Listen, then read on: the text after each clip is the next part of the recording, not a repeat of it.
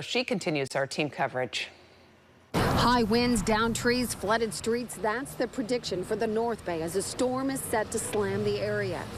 The potential for the 40 to 45 mile an hour gust, we are reminding people of the trees that possibly can come down with those gusts when they get high like that.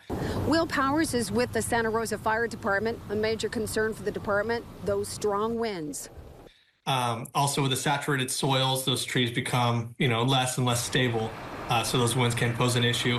Reminding residents that if there's trees down on their properties, to call 911. Don't go out there and check them out. One of the big things that we see is, there can be power lines in some of those trees, and some of those power lines may be live. So there is that life safety hazard with some of those trees that can come down.